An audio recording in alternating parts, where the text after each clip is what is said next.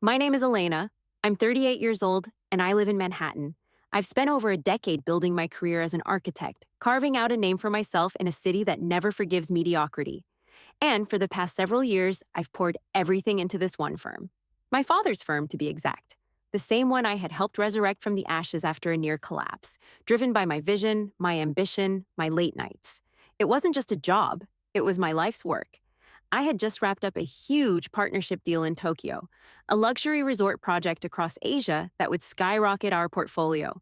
My phone buzzed the entire way home with congratulatory texts from clients and colleagues, but it wasn't just the praise that had my heart racing.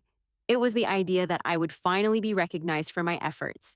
I could feel it in the air, the change that was coming, the acknowledgement of all the years I'd spent building this empire. I couldn't wait to get back to the office and share the good news. When I stepped off the elevator into the office lobby, something felt off.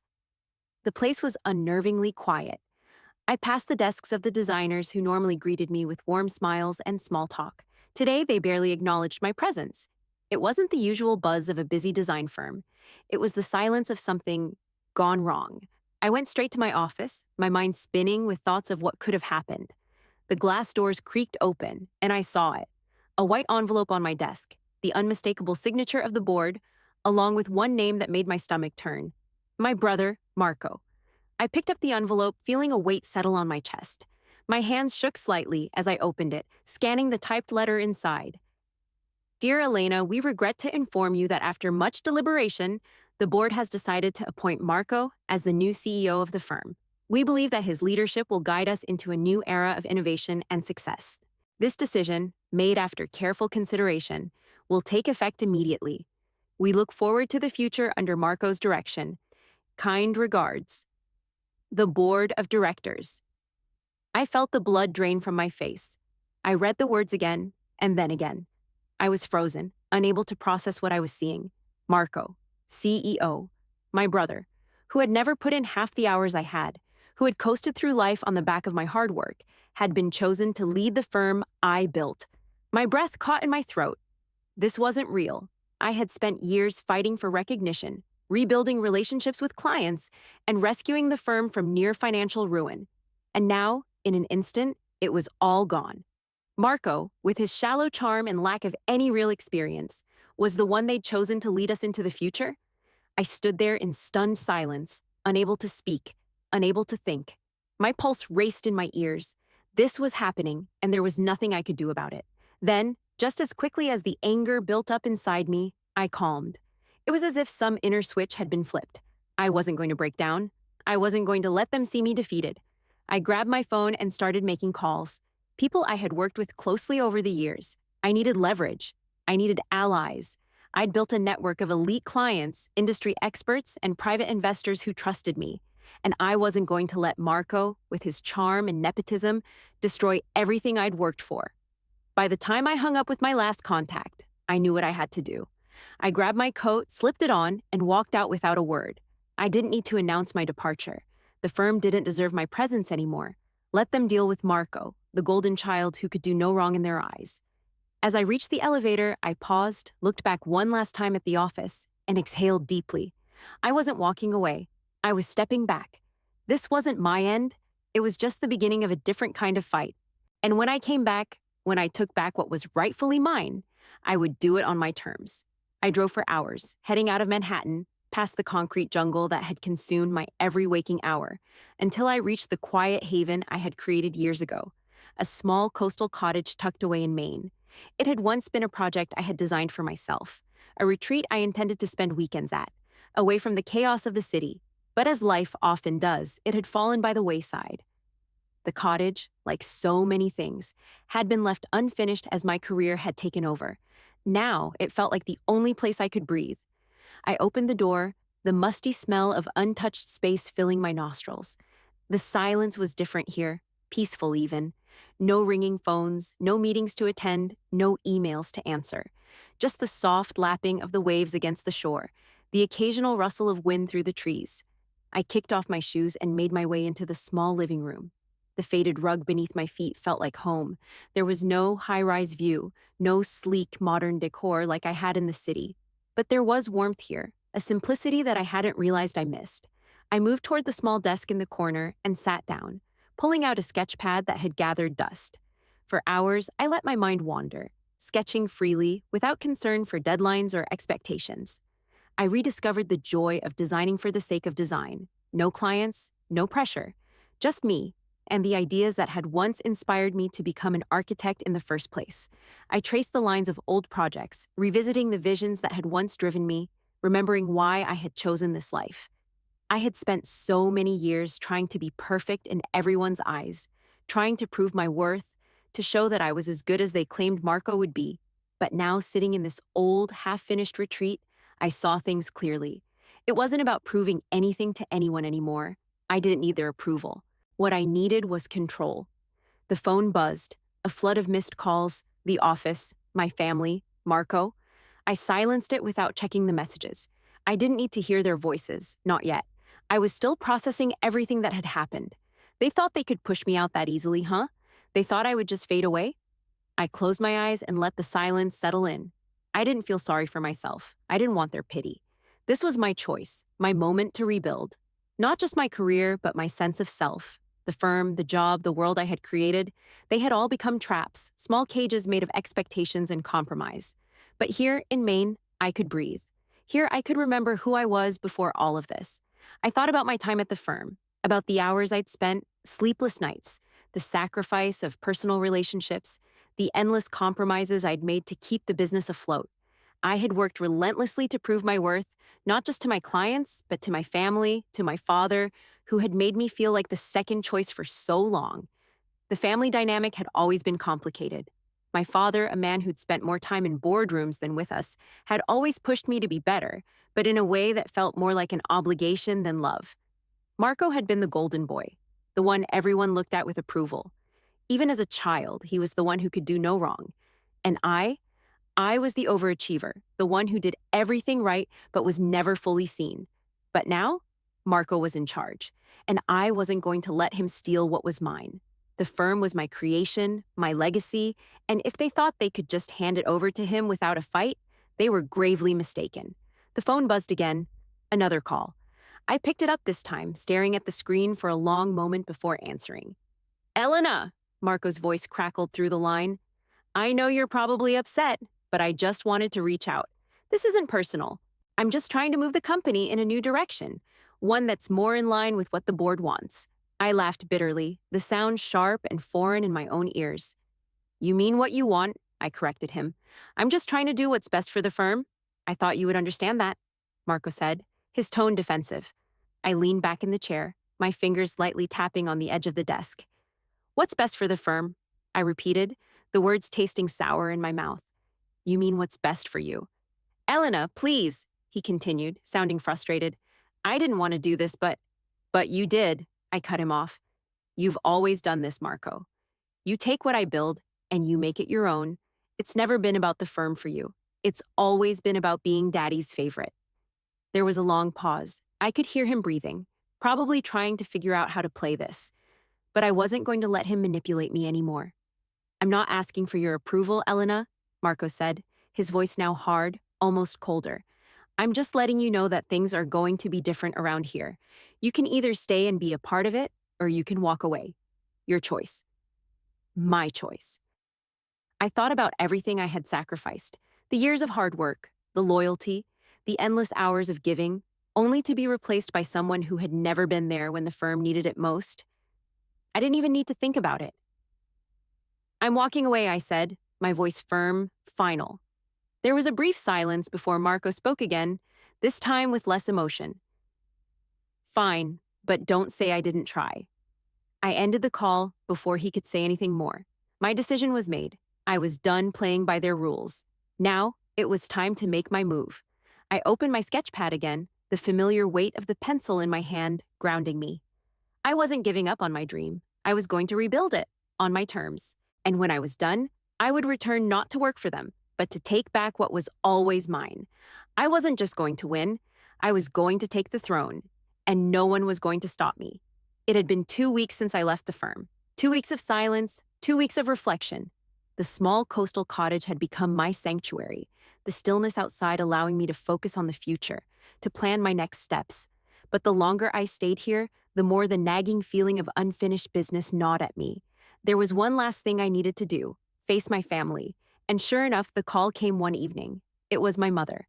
Her voice, always warm but carrying a subtle undertone of calculation, was on the other end of the line. "Elena," she began, "Marco and I would love for you to join us for a family dinner this weekend. Nothing formal, just, well, family." I could feel the thinly veiled meaning behind her words. She wasn't calling because she missed me. She wasn't calling because she wanted to rebuild our relationship. She was calling because Marco had taken the reins of the firm, and now it was time for me to accept it, to fall back into line. I didn't hesitate before answering, though I had to steel myself for what was coming. "Sure, Mom, I'll be there." I hung up, the decision already made. This wasn't about reuniting with my family. It was about seeing Marco face to face, about watching him try to wear the mantle of authority that he didn't deserve.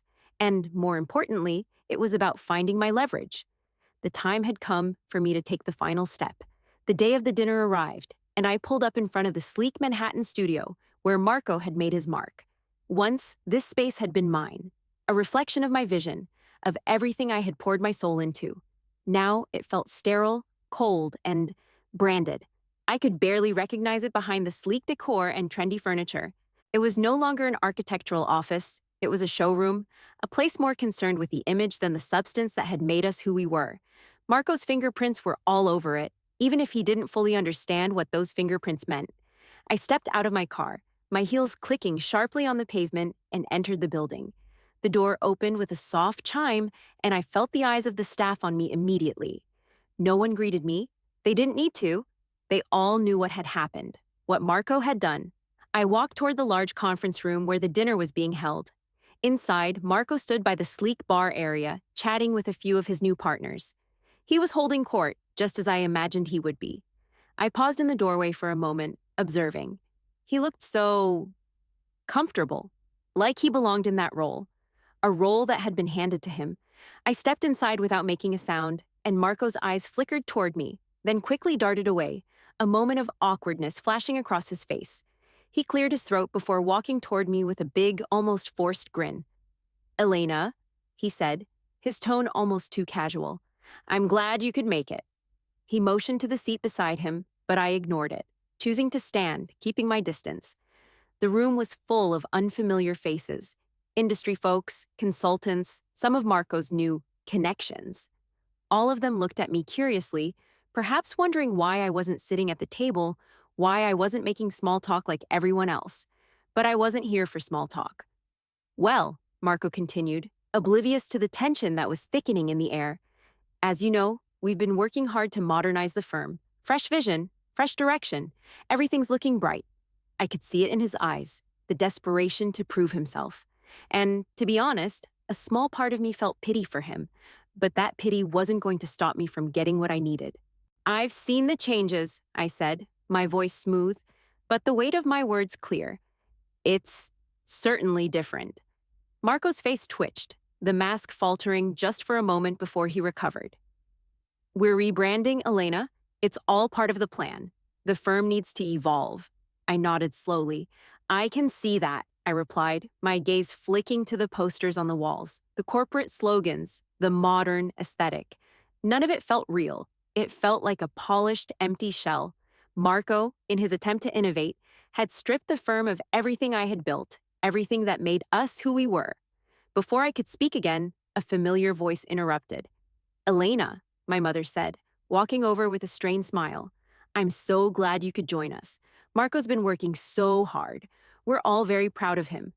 Proud. The word hung in the air, bitter and suffocating. "Mom," I said, my voice even, but my gaze sharp. "You know, I'm proud of Marco too. He's really made it his own." Marco beamed at the compliment, but there was something uneasy in his eyes. He knew what I meant. We both knew what I meant. The conversation turned back to meaningless pleasantries, and I allowed myself to drift in and out of the chatter, scanning the room for anything I could use. But it wasn't long before the inevitable happened. "Marco," one of his new colleagues said, clapping him on the back. "I have to admit, the firm's been buzzing. People are talking about your vision for the future. They say you're really shaking things up." I watched Marco puff his chest out, proud of the attention. I knew exactly what he was trying to do. But in that moment, I saw the cracks in the facade. It was a house of cards. He had no substance, just an image. I had enough. I took a step forward and with perfect calm asked, "What about the client we lost? The one I personally brought in? The luxury project in Bali?" The room grew quiet. Marco's face drained of color, and I could see the confusion in his eyes as he stammered, trying to mask his panic. Well, we we decided to take the firm in a different direction. Their branding didn't align with our vision anymore. I let that hang in the air for a beat before I stepped closer, my tone growing cooler. "The reason they dropped us," I said, each word deliberate, "was because your branding campaign with its hashtags and influencer-driven nonsense didn't speak to their core values. It was tone deaf.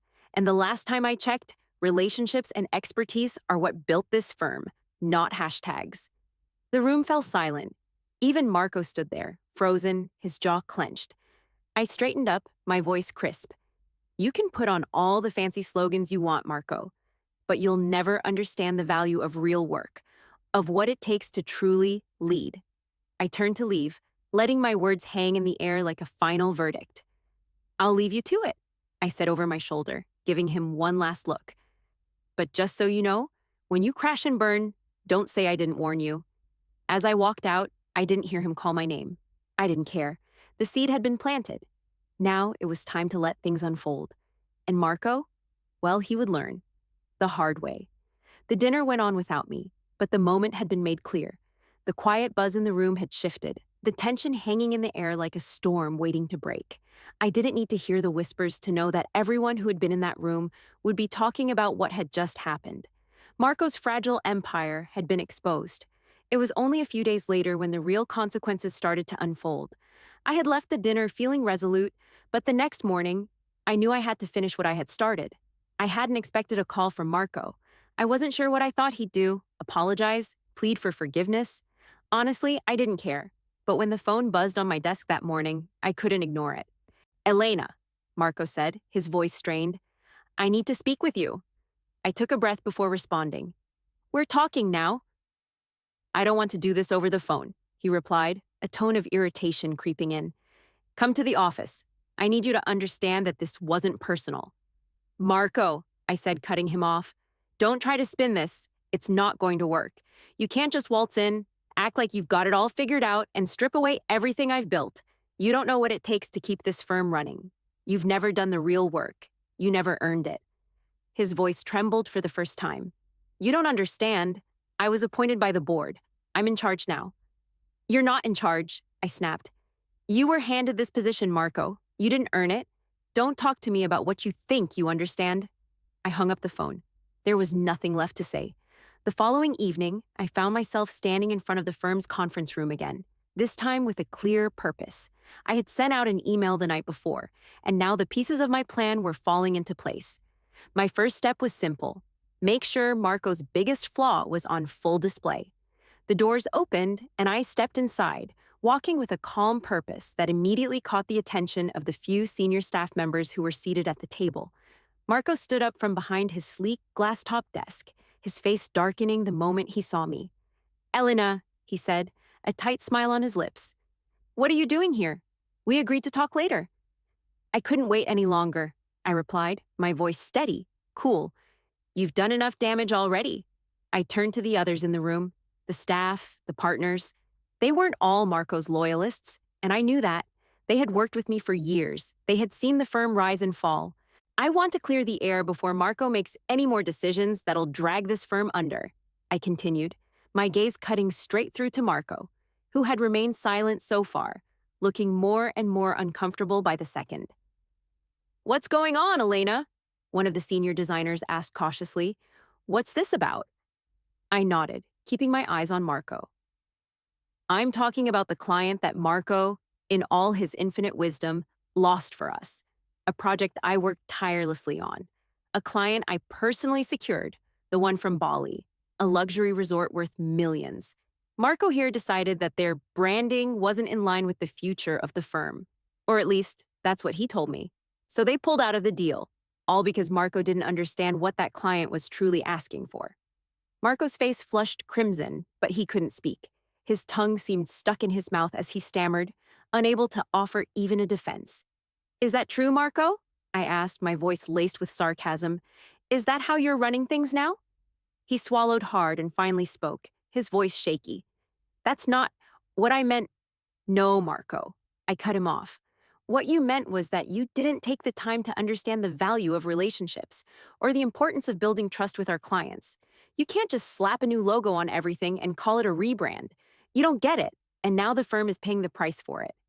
I stood up straighter, looking at each of them in turn. Senior architects, project leads, designers, all of them watching.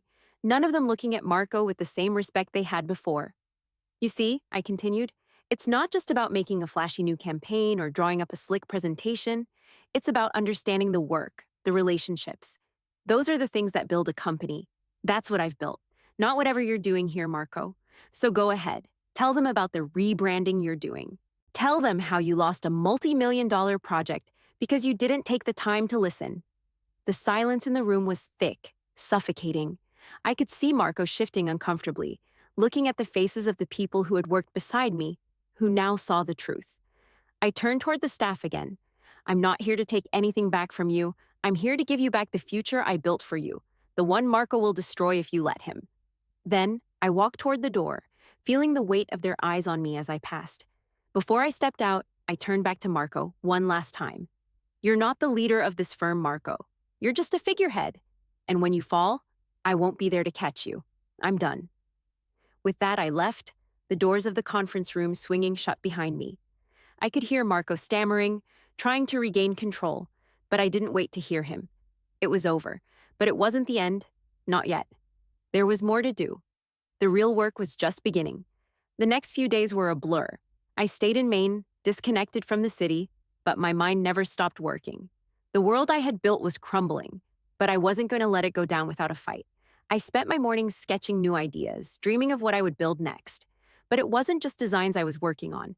It was a new strategy, a blueprint for my future, one where I would reclaim what had been taken from me. The calls started coming in soon after my meeting with Marco. It wasn't just family or clients reaching out, it was my network, the people I had worked with over the years, the ones who respected me, who knew what I was capable of. First, it was Sophia, a former senior partner at a competing firm. I saw what you did, Elena, she said when I picked up. Marco's got no idea what he's doing. It's clear you were the heart and soul of that firm. I hadn't expected to hear from her, but the words she spoke were just what I needed. Thank you, Sophia. I've been thinking the same thing. She paused. I've got a spot at my firm, Elena. You know I've been watching your work. If you want, I can make it happen. You don't need to fight for scraps with Marco. You've earned your place, and I can offer you more than just a title. I can give you creative control. I took a deep breath, trying to suppress the rush of hope that threatened to flood in. But I wasn't ready to leave everything behind. Not yet. I appreciate that more than you know, I said, my voice firm. But right now, I'm not looking for a job. I'm looking for something bigger, something that's mine. But keep your offer in mind. I'll get back to you. The conversation ended, but Sophia's words lingered. She was an ally, someone who saw the value in me when the firm had cast me aside. She wasn't the only one. The calls kept coming. A design consultant I had worked with on multiple high-profile projects, a former client who wanted me to lead a new development, even vendors who had always been loyal to me, who wanted to keep working with me, not Marco. I built a list in my head as I sat at my desk in the cottage, watching the ocean waves crash against the shore. Each name on that list represented not just an ally, but a potential weapon. They all knew what I could do, and I had built relationships with them that were worth more than any title Marco could hold. They trusted me. They respected me. That night, I pulled out my laptop and started drafting what I was calling my leverage portfolio, a catalog of my industry connections, project partners, loyal vendors, and key relationships. I made a list of contracts I had signed, clients who had become loyal because of my efforts. And then, I turned my attention to what I wanted next. I wasn't going to start over at a new firm. No, I would rebuild. I would come back not as an employee, but as a leader. I would reclaim the firm, and Marco would be nothing more than a footnote in its history. But it wasn't just about taking back what was mine. It was about making a statement. I had already been through the toughest part. Now, I would make my move.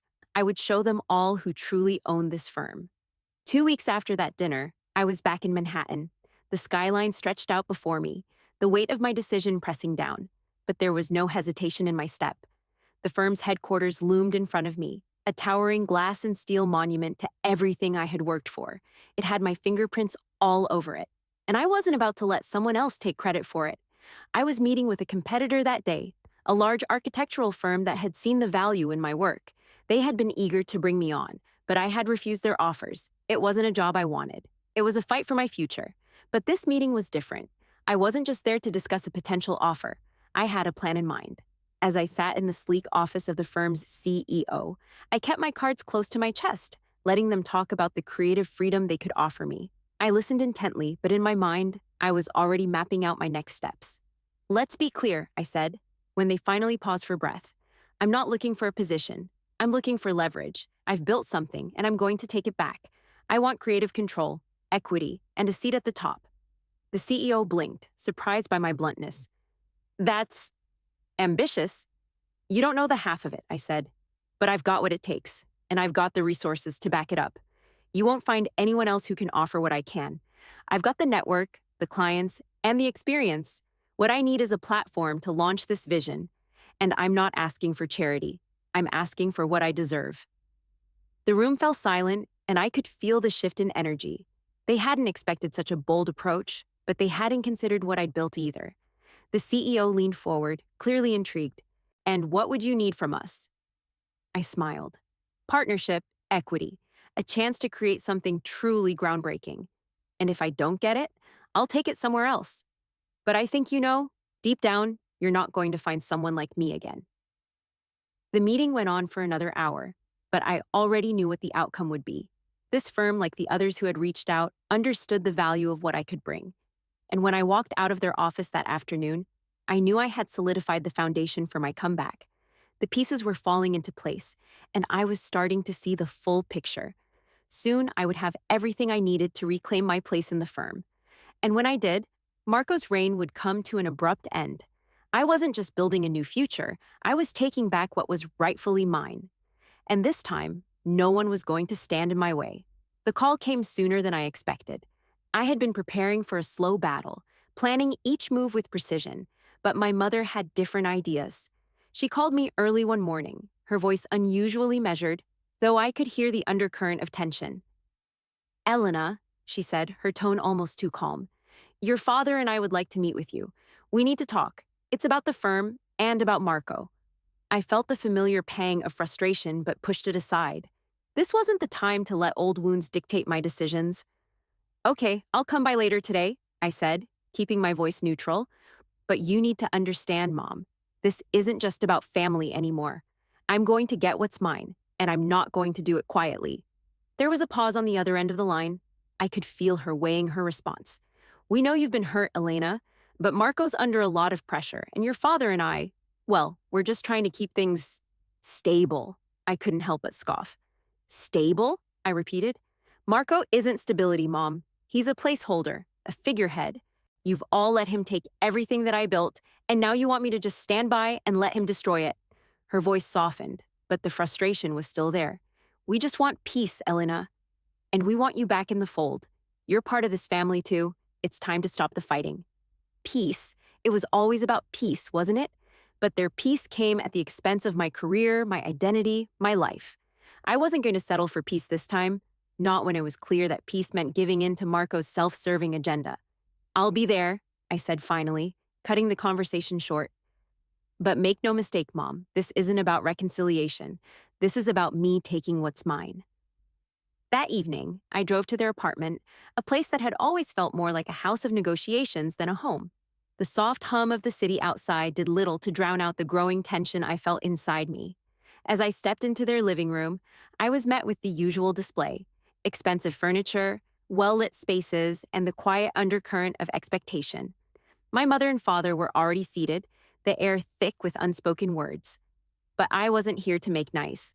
I wasn't here to pretend like everything was fine.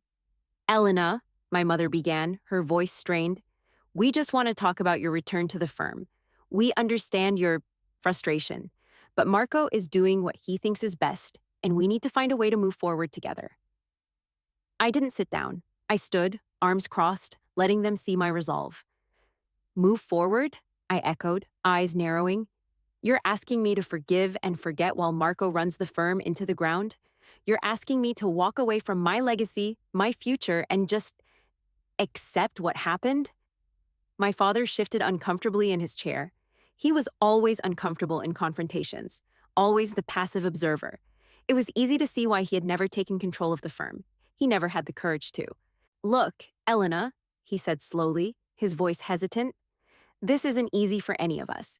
But you have to understand, Marco's under a lot of pressure. He feels like he's carrying the weight of the company on his shoulders. We all do. I stared at him. But that's the problem, isn't it? He shouldn't be carrying it at all. He doesn't know what it means to build something from the ground up, to sacrifice, to fight for it. My eyes flickered to my mother, her face drawn, her gaze avoiding mine. And you've all let him take everything I've worked for. I gave my blood, sweat, and tears to this firm, and Marco's just coasting. But you want me to come back and patch up the cracks he's created? There was no answer at first. My mother opened her mouth, but then closed it again, as though unsure of what to say. Finally, she spoke, her voice softer than before. We don't want this to be a fight, Elena. We just want you to be part of the team again. The words hung in the air, but I didn't feel any sympathy for her. I didn't feel the family connection I once had. Not anymore. I'm not here to join the team, I said, my voice cold. I'm here to reclaim my position. I'm here to lead. You've already handed Marco the title, but you haven't taken the time to see what's really happening at that firm. My father leaned forward, a quiet urgency in his voice. Elena, this is your family. Marco's still your brother. He looks up to you. I took a deep breath, letting the anger subside just enough to speak calmly. I've spent my entire life trying to make him see me as something more than the older sister he could walk over. I've done everything I could to make this family proud, but I'm done playing the role of the dutiful daughter who gets overlooked. I walked over to the desk in the corner of the room, picking up the file I had prepared, the document with my demands, my terms for returning. I set it down in front of them with a firm thud. Here's what I'm willing to do, I said, eyes hard. I'm not going to ease back in. I'm not going to quietly accept being sidelined. If you want me back, you'll give me 35% equity in the firm, a co-CEO title alongside Marco, and you'll demote him to a brand ambassador. If not, I'll walk away completely and I'll take every major client with me. There was a long, stunned silence. My mother's eyes widened and my father's face went pale, but I didn't flinch. I had already made up my mind. You're asking for too much, my mother said after a long beat, her voice trembling. No, I replied firmly. I'm asking for what I've already earned. I built this firm, and I won't settle for anything less than the full recognition of that. My father looked between the two of us, his eyes filled with a mix of guilt and uncertainty. Elena, this is too much. I can't ask Marco to step down. You don't understand how much this would hurt him. Then you don't understand how much you've already hurt me, I said, my voice steady, unwavering. You've chosen sides. You've allowed Marco to trample over everything I've built, and now I'm taking control. This is the only way forward. I could see my mother trying to gather her thoughts, but she was defeated. She could no longer deny the truth. Finally, my father sighed deeply, looking at me with reluctant respect. I'll speak to Marco, he said, his voice resigned. But Elena, I hope you know what you're asking. I do, I said, looking them both in the eyes. And I'm not backing down. As I turned to leave, my heart pounded in my chest. This was it. The line had been drawn. It was no longer a matter of family or loyalty. It was about power, and this time, I was the one taking it. Later that evening, my phone buzzed. It was my mother, but I didn't pick up. I knew what she'd say. She would try to talk me down, to make me feel guilty for pushing so hard. But I wasn't listening anymore. This was my moment. I had claimed my terms, and the only thing left now was to wait for Marco to make his move. The meeting was set. A sleek Manhattan penthouse lounge, just a few floors above the skyline, was where we'd finally confront the truth of my demands. I had made it clear to my parents that this was my final offer. I would return to the firm, but only on my terms. No compromises. I arrived early, my heels clicking on the polished floor as I walked toward the glass doors. The city sprawled beneath me, a stunning view of the skyline that had once filled me with pride. Now, it felt distant, like a world that had left me behind. As I entered the lounge, I was greeted by a host who led me to a private section at the far end. Marco was already there, seated at the long, dark wood table. His back was to the window, but I could see the unease in his posture. He had always carried himself with a certain smugness, but tonight he seemed on edge. I didn't sit down immediately. Instead, I stood across from him, arms crossed, studying his face. He looked different, more polished than usual, trying hard to put on a mask of confidence. But his eyes told a different story. I had seen that look before, the one he wore when he knew things were slipping through his fingers. "Marco?" I said, my voice crisp but calm. "We don't need small talk. We both know why we're here." He forced a smile, but it didn't reach his eyes. "You're right. I just didn't expect you to come in like this, Elena. I thought maybe we could—" "No," I interrupted, my voice firm. "There's no more negotiation. These are my terms. You'll either accept them, or I'll walk away completely. And you'll be left with nothing." His smile faltered as he leaned back in his chair, crossing his arms. "You think you can just walk in here and demand whatever you want? You think the board's going to back you?" "I'm not asking for permission, Marco," I said, a sharp edge to my voice. "I'm taking back what's mine. You don't get to decide that." Just then, my parents walked in, their faces a mixture of unease and uncertainty. My mother's eyes flickered between Marco and me, while my father, always the passive observer, remained silent. They sat down, my father beside Marco, and my mother opposite me. I took my seat, maintaining eye contact with Marco the entire time.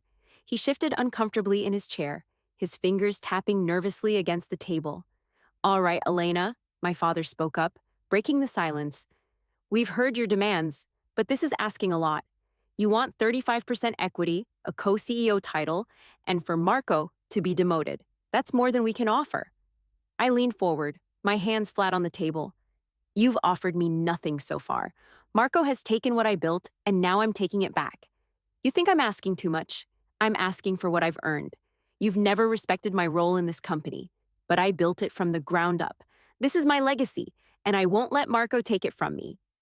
There was a tense pause before Marco spoke, his voice tinged with frustration. "You can't just come back and demand to be in charge. I've worked hard for this. I've made connections, worked on projects, and I'm the one the board trusts now." "Is that what you think?" I asked, the sarcasm dripping from my words. "The board trusts you? They trust a man who lost a multi-million-dollar client because he didn't understand the importance of relationships? Trust me, Marco. You may be in charge for now, but the board doesn't know the truth about you.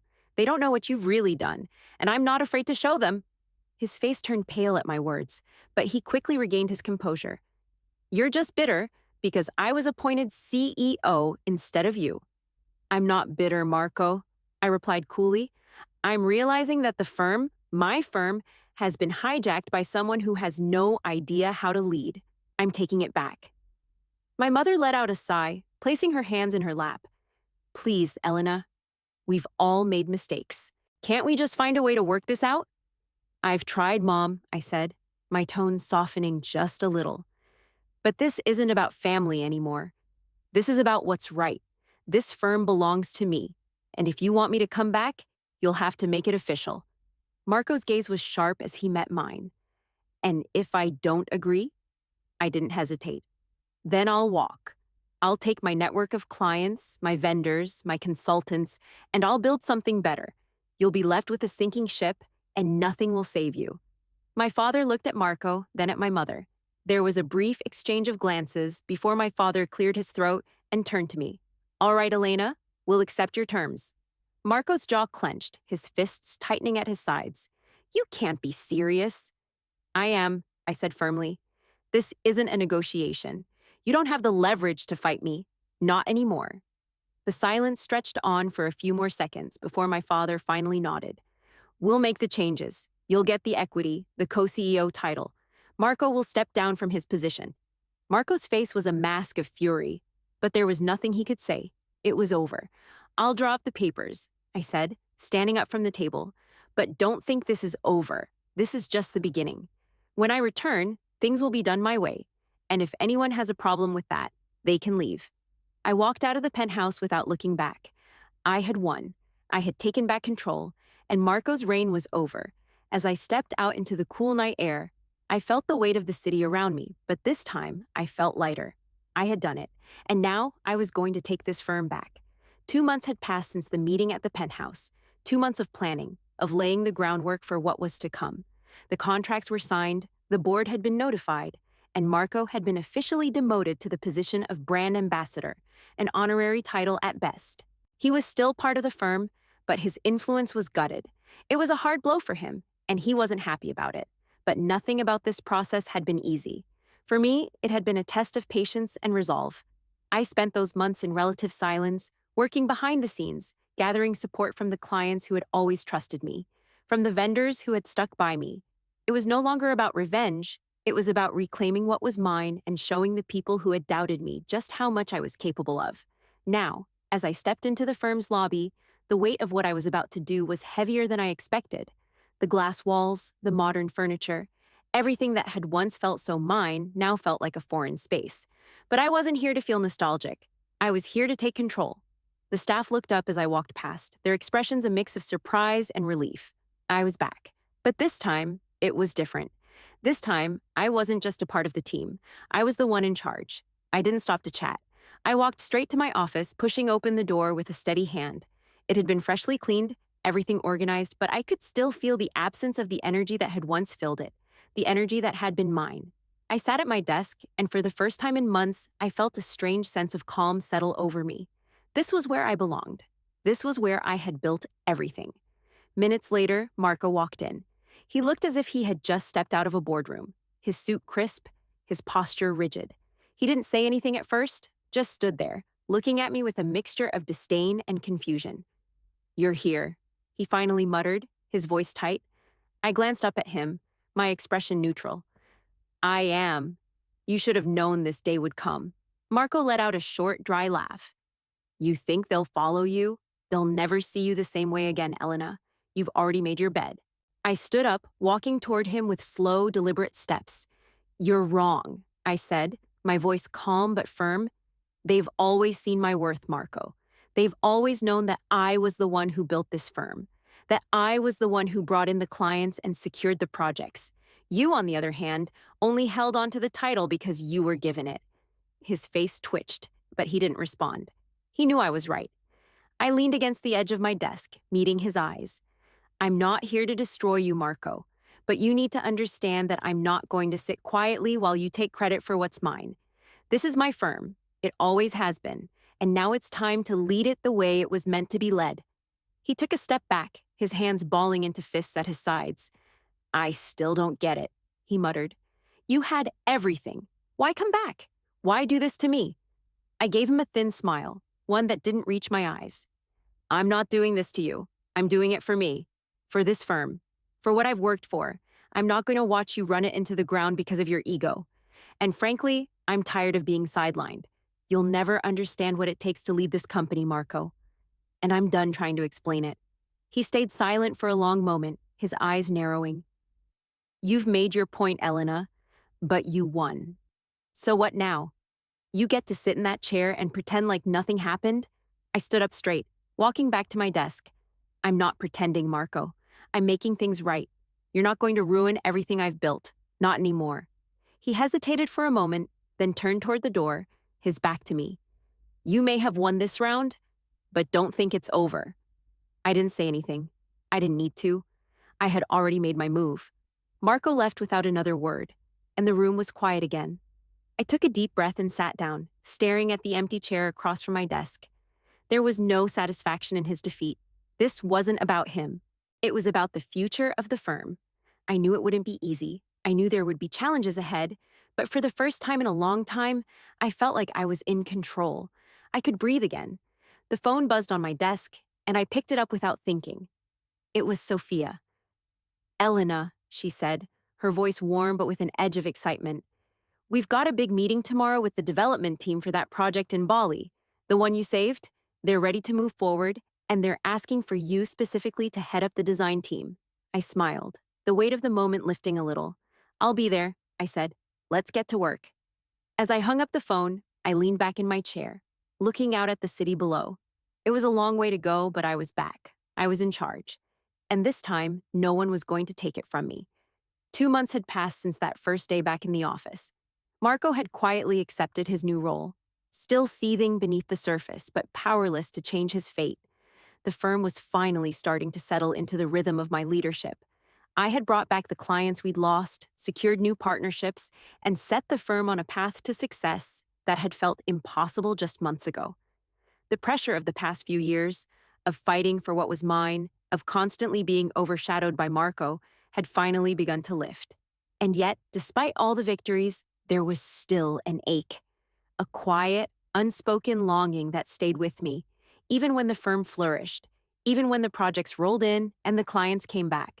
It wasn't a longing for Marco's defeat, but something deeper, a quiet recognition that no matter how much I had achieved, the past was still there, lingering like an echo. It was late afternoon when I found myself standing on the rooftop terrace of the firm's headquarters, looking out at the vast expanse of Manhattan. The city stretched beneath me in a tangled web of lights and glass, and for the first time, I didn't feel overwhelmed by it. I felt calm, like I had finally taken my place in it. My phone buzzed in my pocket, interrupting the moment. I pulled it out and saw a text from my mother. She had been strangely quiet since I returned to the firm, perhaps out of guilt, perhaps because she didn't know how to bridge the gap that had formed between us. But this message was different. Mom, I know we've had our differences, Elena, but I wanted to say I'm proud of you. We all are. I'm sorry for everything that happened. I stared at the message for a long moment, the words sinking in. She didn't say everything. She didn't say how sorry she was for supporting Marco, for dismissing me all these years. But it was a start. And for the first time, I felt like I could breathe a little easier. I typed back quickly. Me. Thank you. I'm doing what I need to do. I hope you understand that. Just as I was about to put my phone down, I got a notification, an email from the firm's marketing team. I opened it, scanning the subject line, then froze. It was a press release. The headline read, Elena Richards takes over as co-CEO of firm name, a new era for innovation and design. I smiled to myself, feeling a deep sense of pride. This wasn't just a professional victory. This was mine in every sense of the word. The title was official now. The firm was mine to lead, not just by name, but by the force of my vision. And as the email outlined future projects, including the multi-million-dollar luxury resort in Bali, I knew that this was just the beginning. I was creating something far beyond what anyone expected. But just as quickly, a realization hit me. My family would never fully understand. They would never see the sacrifices I had made, the years of dedication that had built everything from the ground up. They would never truly appreciate the weight of what it took to get here. That was something I had accepted. I didn't need their approval anymore. I put the phone down and leaned against the railing, watching the sun dip below the horizon, casting a soft golden glow across the city. The quiet victory of this moment was profound, peaceful, yet full of strength. For the first time in years, I wasn't running from something. I was standing tall, rooted in the life I had built. I wasn't fighting anyone anymore. I wasn't competing with Marco, or with my parents, or with the firm. I had reclaimed my power, not by taking it from someone else, but by realizing that I already had it. The city below me was alive, full of stories, full of ambition, and I was part of it. Not as a daughter, not as a sister, but as Elena Richards, the architect of her own future. As the phone buzzed again, I didn't check it immediately. This time, it was my mother again. Mom, I wanted to tell you, I'm proud of you. We'll always be here for you. When you're ready to come back for dinner, we'll be waiting. I felt a small sigh escape me. The message wasn't much, but it was all I needed to hear. For the first time in years, there was no pressure, no expectation to fit into their vision of who I should be. I stood there for a few more minutes, letting the quiet of the evening settle in. The weight of the past had shifted, and now I could breathe, unburdened by their expectations. I was finally at peace, and that peace, this victory, was mine. No one could take it from me now. I smiled, standing taller than I ever had before, knowing that no matter what came next, I had finally claimed what was truly mine.